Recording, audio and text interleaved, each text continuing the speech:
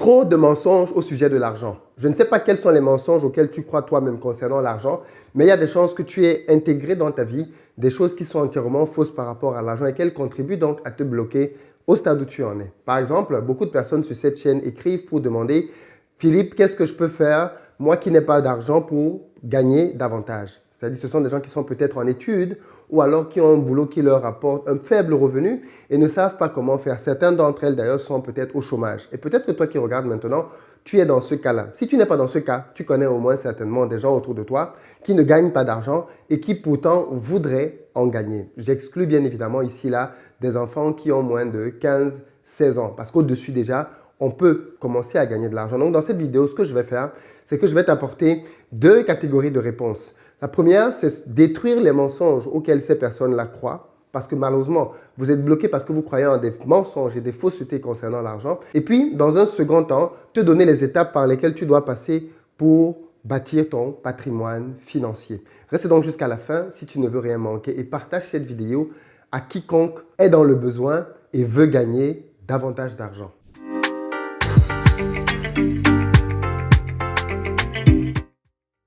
Salut à toi et bienvenue sur ma chaîne. Moi, c'est Philippe Simo et ici, je te parle d'entrepreneuriat et d'investissement parce que je suis absolument convaincu que ce sont les deux piliers sur lesquels chacun d'entre nous doit s'appuyer si on veut faire émerger la communauté noire.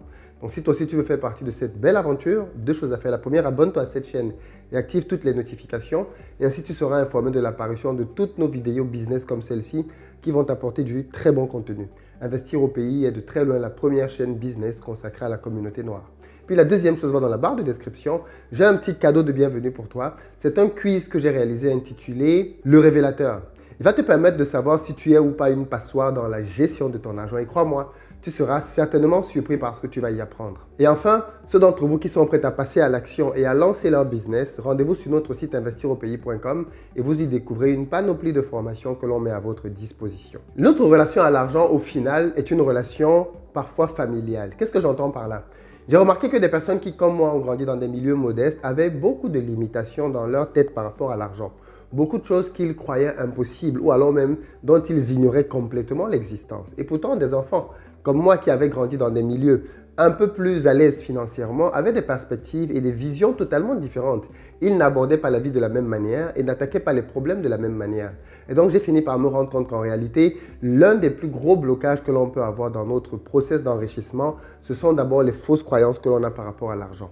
Et par exemple, les personnes qui aujourd'hui n'ont pas assez d'argent sont dans des positions dans lesquelles elles croient en beaucoup de mensonges. Et l'un des premiers mensonges auxquels elles croient, c'est que quand on vient de familles pauvres ou quand on vient de milieux pas aisés, c'est très difficile de s'enrichir. Non, ça, ce n'est pas vrai. L'enrichissement et l'argent ne respectent pas du tout vos origines familiales, encore moins génétiques. L'argent ne respecte aucunement une couleur de peau ou alors un âge. L'argent obéit à des principes et à des règles. Vous prenez votre argent, vous le flambez, l'argent vous fuit. Vous prenez votre argent, vous savez le multiplier, l'argent court à vous. Aussi simple que ça, l'argent répond à des principes. Et donc, quiconque veut s'enrichir doit d'abord commencer par comprendre cela et donc devenir un étudiant, un apprenti des principes de l'argent. Deuxième mensonge avec lequel je vois beaucoup de personnes concernant l'argent, c'est de penser qu'on s'enrichit rapidement. Qu'est-ce qu'il y a de plus faux que ça? Qu'est-ce qu'il y a de plus faux que ça? Malheureusement, nous vivons aujourd'hui dans une génération dans laquelle, comme j'aime souvent le dire ici, les réseaux sociaux nous donnent l'impression que tout est très facile. La télévision nous montre juste les résultats et jamais le travail. Quand on voit des personnes à la télévision, on voit Aliko Dangote, on voit plein d'autres personnes, on a le sentiment qu'ils sont devenus comme ça en quelques minutes. Non, pas du tout. Aliko Dangote, c'est le fruit de 30 années de travail dans l'ombre quand on ne le connaissait pas du tout. Tu vas prendre ainsi plusieurs catégories de personnes. Tu prends les sportifs, tu prends les artistes. Tous vont te dire qu'avant d'arriver au niveau de la lumière, ils ont travaillé pendant des années dans l'ombre. Personne ne les voyait. On est juste venu voir la fin du film. Mais tiens-toi tranquille, quand il s'agit d'argent, c'est la même chose. Quand tu vois des personnes qui ont réussi aujourd'hui, qui ont une entreprise, ce qu'il faut juste que tu réalises, c'est que ce que tu es en train de voir là, c'est l'aboutissement de beaucoup d'années de travail. Et donc, si toi aussi, tu veux entrer dans le cheminement de l'enrichissement, alors il faut que tu saches que l'on ne devient pas riche rapidement. On devient riche progressivement. Voilà pourquoi est-ce que, en réalité, devenir riche ne doit pas être l'objectif d'une vie. Parce que sinon, tu vas courir perpétuellement après cet objectif-là. En revanche, accomplir quelque chose doit être l'objectif d'une vie. Oui, accomplir quelque chose en faisant grandir de plus en plus cet accomplissement-là. Voilà pourquoi est-ce qu'en réalité, on aime bien souvent dire le bonheur ne se trouve pas dans la destination, mais plutôt dans le chemin que tu prends pour arriver à la destination. Une fois que j'ai levé ces deux grosses barrières que l'on peut avoir par rapport à l'argent, maintenant, permets-moi de te dire ce que quelqu'un qui galère, quelqu'un qui n'a pas d'argent devrait faire. D'après moi, la première chose que quelqu'un qui galère devrait faire, c'est chercher un job. Tu dois te trouver un job, aussi simple que ça. Tu dois trouver le moyen de commencer à faire rentrer un peu d'argent pour cesser déjà de dépendre de tes parents, pour cesser de dépendre de ton oncle, de ta tante, de ton copain, je ne sais pas trop qui d'autre, et te reprendre en main. Malheureusement, nous avons cette mentalité-là que l'on hérite aussi de la colonisation, qui est une mentalité de mendicité. C'est une mentalité dans laquelle on attend que les autres fassent les choses pour nous. Et quand on est dans des pays occidentaux, c'est encore plus grave quand on a des systèmes sociaux et des systèmes d'aide. Alors attention, il y a des gens qui ont vraiment besoin de ces aides-là et qui ne peuvent pas s'en passer. Mais il y a d'autres personnes, et je pense que c'est peut-être une grande majorité, qui ont accepté d'aller prendre ces aides-là par solution de facilité et qui sont tombés dans le piège de la dépendance par rapport à ces aides-là, de telle sorte qu'aujourd'hui, ils ne savent même plus comment faire pour vivre sans ces aides-là. Clairement, tu es toi-même justement allé t'emprisonner dans un système qui aujourd'hui est en train de te nuire. Si tu as tes deux mains, tes deux pieds, écoute bien cette vidéo et tu comprendras peut-être par quelles étapes tu devrais passer pour t'en sortir de cette pyramide-là. Parce que qu'est-ce qui va se passer quand tes enfants vont grandir dans une maison dans laquelle ils ont vu leurs parents tout le temps dépendre des aides? Qu'est-ce que tu penses que tu leur inscris comme mindset? Qu'est-ce que tu penses qu'ils sont en train d'apprendre? Je t'ai dit en début de cette vidéo que le rapport à l'argent était un rapport familial. En grandissant, on apprend des choses par rapport à l'argent, par rapport à ce que l'on voit nos parents faire. Donc, les agissements que tu as avec l'argent aujourd'hui vont se répercuter sur tes enfants et les erreurs que tu es en train de faire, malheureusement, ils risqueraient de les faire demain. Donc, clairement, je t'invite véritablement à revoir ton rapport à la notion d'aide. Mais je ferai une vidéo dédiée à l'aide pour décortiquer davantage ce phénomène-là. Donc, revenons donc ici. Tu es donc là, toi, dans la position de quelqu'un qui gagne peu d'argent, ok? Tu gagnes peu d'argent, enfin tu ne gagnes même peut-être pas d'argent, que tu sois étudiant ou pas, trouve-toi un job. J'ai déjà fait plusieurs vidéos ici pour expliquer quel type de business on pouvait lancer, même quand on a 0 €, même quand on a 0 francs CFA. Donc que tu sois en Afrique, en Europe ou en Amérique, il y a les moyens de travailler, sauf si tu es sans papier, ce qui est bien évidemment beaucoup plus complexe. Mais l'ultra majorité des personnes ici n'ont pas de problème de papier. Donc du coup, tu dois pouvoir trouver un job. Je l'ai déjà dit ici, quand j'étais au pays par exemple, j'ai commencé à me prendre en charge personnellement en classe de première. En première, j'ai commencé à donner des cours de soutien. Et avec l'argent que je gagnais tous les mois, je gagnais 15 € par enfant. Et j'avais 3-4 enfants. Donc j'avais 60 €. 60 €, c'est deux fois quasiment 60 €. Oui, j'avais 15 € par enfant, j'avais 3-4 enfants. Oui, c'est ça, j'avais 60 €. 60 €, c'est plus que le SMIC, malheureusement, dans un pays comme le Cameroun. Et avec cet argent-là, je pouvais me prendre en charge, je pouvais payer mon transport, je pouvais payer mes fournitures et j'avais commencé à acquérir une certaine forme d'indépendance. Mais pareil, quand je suis arrivé en Europe, très rapidement, j'ai commencé à faire des jobs. Avant même de bosser au restaurant universitaire, j'avais d'autres jobs. Et à un moment donné, je cumulais plusieurs jobs parce que j'avais besoin d'argent. Je continuais de donner des cours de soutien, c'était un moyen simple de gagner de l'argent. J'ai travaillé au restaurant pour pouvoir faire de la plonge au restaurant. J'ai travaillé comme vendeur de jeans dans des magazines, dans des boutiques. J'ai travaillé dans un centre commercial comme, comment on appelle ça, je ne sais même plus comment ça s'appelle, mais préparateur de commandes. Voilà, un des jobs les plus difficiles que j'ai fait de toute ma vie. Mais je suis passé par toutes ces étapes-là, parce qu'à ce moment-là, j'avais besoin d'argent.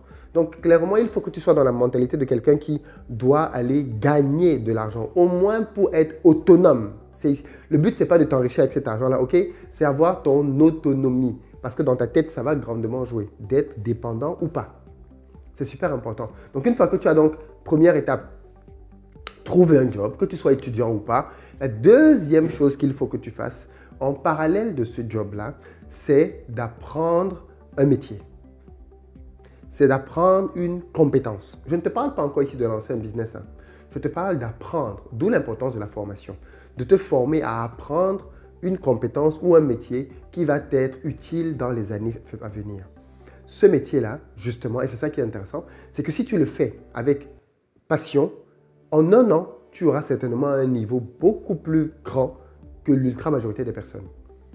Par exemple, si tu te rends compte que pour s'en sortir dans le monde dans lequel on est aujourd'hui, un des business qui marche et qui pourrait marcher demain, c'est faire de la vente sur Amazon. Par exemple, si tu choisis ça comme secteur, tu te donnes 3 mois, tu te formes véritablement à Amazon et pendant ce temps-là, tu as toujours ton petit job qui te donne tes revenus. Tu épargnes une partie de ces revenus-là et avec ta formation, tu te lances comme vendeur sur Amazon.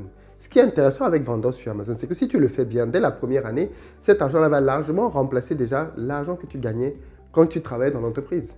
Et en faisant ça, et en agrandissant ta boutique sur Amazon, tu vas gagner de plus en plus d'argent, à tel point qu'à un moment donné, tu vas devoir te séparer de ton premier job. Et maintenant, donc, ton travail sur Amazon va devenir de plus en plus confortable. Tu arriveras au stade où il va te permettre de gagner tous les mois 10 000 euros. C'est possible avec un business sur Amazon. Et à ce stade-là, tu as un choix. Est-ce que je continue comme ça parce que c'est un style de vie qui me convient, ou alors je scale mon business pour passer à des rentabilités beaucoup plus grandes?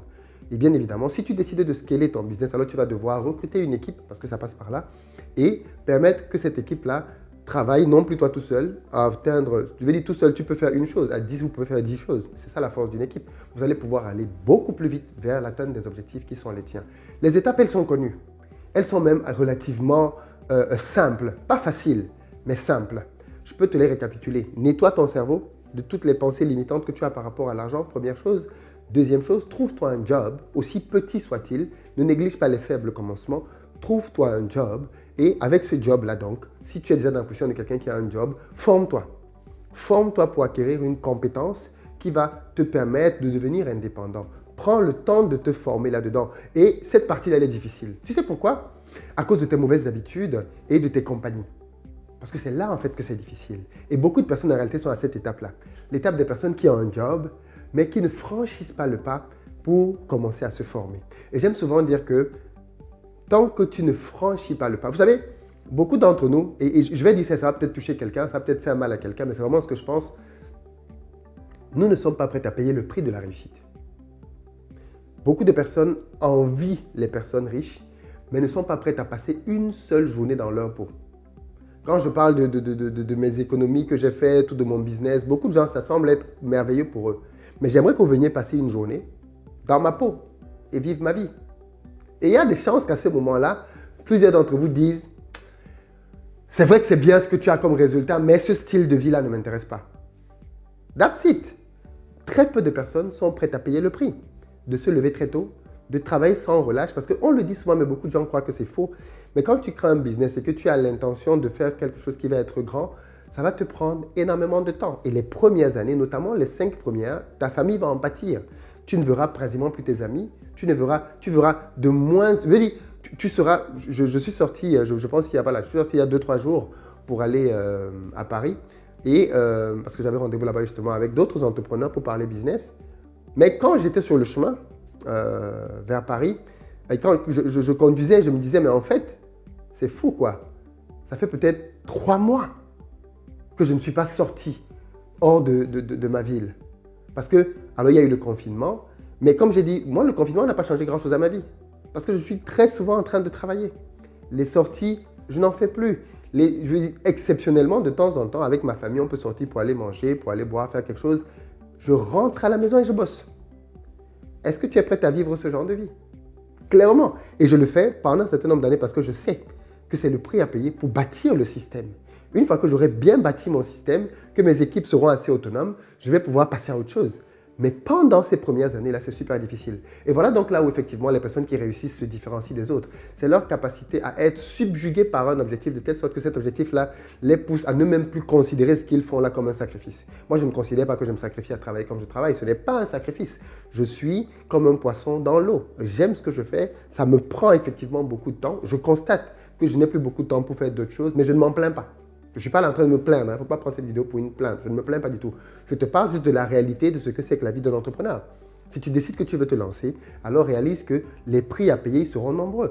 Tu vas devoir, comme je l'ai souvent dit ici, te priver de tes amitiés, et peut-être que c'est une bonne chose parce que très peu d'entre eux en réalité ne sont des amitiés qualitatives en ce qui concerne les business, mais tu vas aussi devoir te priver de beaucoup d'autres choses qui aujourd'hui sont des freins en réalité à ta réussite.